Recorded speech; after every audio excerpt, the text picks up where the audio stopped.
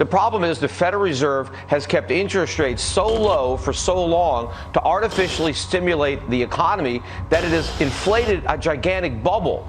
And the coronavirus may be the pin, but the problem is not the pin, but the bubble that the pin pricks. Sure, the president wants to keep the bubble inflated long enough to get reelected, but if you remember, when he was a candidate and Obama was still in office, he was very critical of Janet Yellen for doing political things. Look, everything the Fed has done since the 2008 financial crisis has only exacerbated the problems that created that crisis, which is why we're on the precipice of a much larger one and why the pricking of this bubble is so risky. And if the Fed, of course, goes back and it just cuts rates again, all it's doing is throwing gasoline on the fire that it lit. Now, look, the Chinese government is not responsible for our massive budget deficits, our trade deficits, the fact that the Fed has inflated a stock market bubble or a bond market bubble. We've done this stuff to ourselves. We have pursued these policies that has left our economy so vulnerable. I mean, we have nothing saved for a rainy day, and now even if we get a drizzle, we have a crash.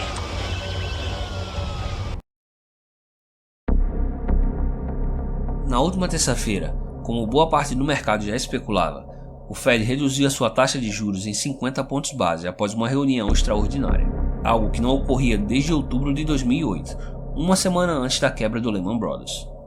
Apenas 3 semanas antes deste corte, o presidente do Federal Reserve afirmou que não haveria qualquer redução na taxa de juros durante o ano de 2020. Essa não é a primeira vez que o Banco Central americano se contradiz em suas intenções recentes. Em 2019, o ano começou com a advertência do Fed de que não haveria alterações em sua taxa básica de juros. O ano terminou com 3 quedas de 0,25 pontos percentuais cada. Esses e outros fatos apenas evidenciam como os bancos centrais estão totalmente perdidos, como bem descreveu Ben Bernanke, ex-presidente do Federal Reserve, com a seguinte frase, abre aspas, os banqueiros centrais estão no processo de aprendendo com a prática, fecha aspas. Mas qual seria o sentido prático dessa redução da taxa de juros por parte do Fed? Absolutamente nenhum. Não faz qualquer sentido eles reduzirem taxa de juros se o problema não foi contração de demanda. Não houve contração de crédito ou algo do tipo como ocorreu em 2008, por exemplo. A contração econômica atual é uma contração de oferta causada pelo surto de um vírus que tem potencial de se tornar uma pandemia e se espalhar por todo o globo. Jogar mais dinheiro sem lastro no mercado hoje não faz qualquer sentido do ponto de vista econômico, porque simplesmente não vai mudar nada para a economia real. As fábricas que fecharam por conta da propagação do vírus vão continuar fechadas. Os comércios que estão tendo prejuízo devido ao fraco movimento em áreas afetadas pelo vírus vão continuar tendo prejuízos, e as cidades em quarentena por conta do vírus vão continuar em quarentena enquanto o vírus não for controlado, independente de os bancos centrais reduzirem ou não suas taxas de juros. O fato é que uma redução dos juros não vai ajudar a combater um vírus. Essa redução dos juros do Fed, em conjunto com outras medidas dos maiores bancos centrais do planeta na última semana, só mostra como as maiores autoridades monetárias do mundo estão totalmente perdidas e a única resposta que eles conseguem dar para tudo é um afrouxamento monetário, ou seja, jogar dinheiro sem lastro na economia.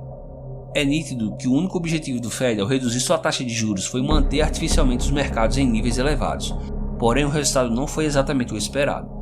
O mercado acabou não reagindo bem após o corte e os principais índices americanos sofreram uma forte queda no mesmo dia, pois ficou claro naquele momento que estamos diante de uma ameaça séria para a economia global, ao contrário do que o Fed e demais bancos centrais tentam fazer parecer. O fato é que o Fed está perdendo o controle sobre a sua taxa de juros, pois à medida em que o pânico se espalha nos mercados, os rendimentos dos títulos do Tesouro americano desabam a patamares nunca antes vistos e a bolha dos títulos das dívidas soberanas aumenta cada vez mais. É válido salientar que o Banco Central americano não tem poder absoluto sobre o rendimento desses títulos. Ele consegue tão somente manipulá-los, principalmente os rendimentos dos títulos de curto prazo, mas ele não consegue determiná-los de fato. A taxa que o Banco Central americano consegue fixar é o rendimento das reservas em excesso que os bancos americanos possuem junto ao Fed. E o que vem acontecendo nas últimas semanas é que, basicamente, à medida em que o pânico causado pelo surto do coronavírus se espalha ao redor do mundo, os investidores fogem de ativos de risco e migram para ativos seguros como os títulos da dívida dos Estados Unidos, que ainda hoje são considerados os ativos mais seguros do mundo. Ainda. Como já expliquei em alguns vídeos aqui do canal, o preço de um título da dívida é inversamente proporcional ao seu rendimento. Então, quando a demanda por esses títulos sobe, o seu preço também sobe, mas o seu rendimento cai. E é justamente isso que vem acontecendo. Entretanto, esses títulos são utilizados como colaterais, ou seja, como garantias no mercado interbancário. Para quem não sabe, os bancos comerciais precisam terminar o dia com uma taxa mínima de reserva junto ao Banco Central. Essa reserva é mais conhecida como compulsório. Então, entre o fim do expediente de um dia e o início de outro, esses bancos pegam empréstimos entre si no chamado mercado interbancário para atingir os níveis mínimos de reservas exigidas pelo Banco Central.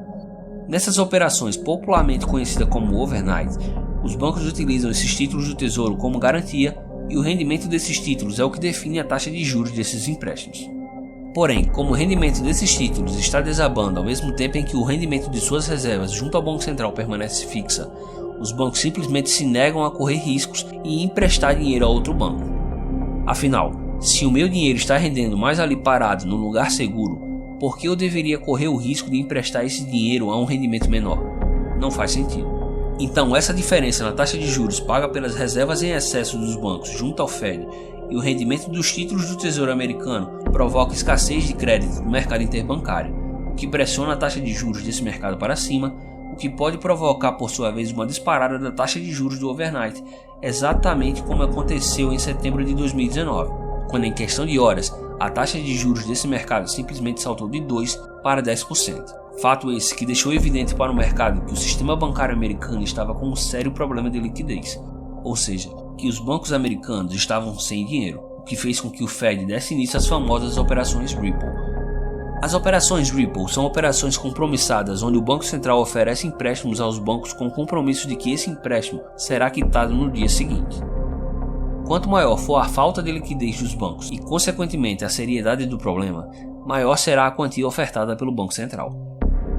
Na última terça-feira, o Fed injetou 120 bilhões de dólares através dessas operações em um único dia e, observando o gráfico das quantias ofertadas pelo Fed em operações compromissadas ao longo dos anos, percebemos que as quantias ofertadas hoje comparam-se apenas às de crises graves como o estouro da bolha.com somada aos ataques de 11 de setembro em 2001 e com o estouro da crise imobiliária em 2008.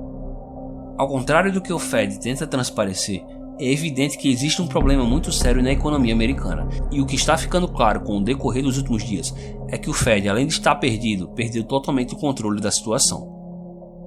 No momento em que faço esse vídeo, os rendimentos dos títulos do Tesouro americano continuam desabando para níveis alarmantes. Não seria nenhuma surpresa se nos próximos dias o Federal Reserve anunciar mais uma queda da taxa básica de juros em mais uma reunião extraordinária antes do dia 18 de março. O VIX, mais conhecido como Índice do Medo, acaba de alcançar seu maior patamar desde a crise de 2008. As bolsas ao redor do mundo continuam desabando e não só apenas o ouro, como também o Bitcoin e demais criptomoedas continuam preservando valor e subindo suas respectivas cotações. Possivelmente, essa tendência de queda das bolsas e valorização de ativos como ouro, prata e Bitcoin deverá se intensificar nas próximas semanas, enquanto os bancos centrais deverão anunciar medidas cada vez mais agressivas, mas que provavelmente não surtirão o efeito desejado, pois depois de passar 12 anos queimando munição, os bancos centrais já não possuem mais o mesmo poder de fogo de antes e possivelmente, no desespero de reverter o processo de queda das bolsas, podem acabar desencadeando o estouro da segunda e maior bolha, a bolha dos títulos da dívida, provocando assim uma séria crise de confiança em todo o nosso sistema monetário atual.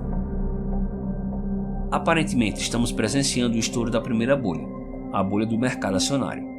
O que nos resta agora é sentar, esperar o desenrolar das consequências da propagação do coronavírus na economia real e observar os próximos passos dos bancos centrais.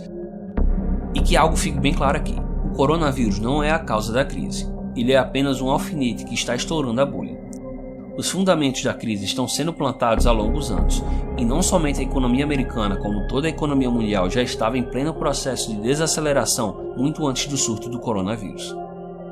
O que estamos vendo agora são apenas os resultados de anos de expansão artificial de crédito e déficits fiscais exorbitantes, a política econômica oficial das maiores economias do mundo.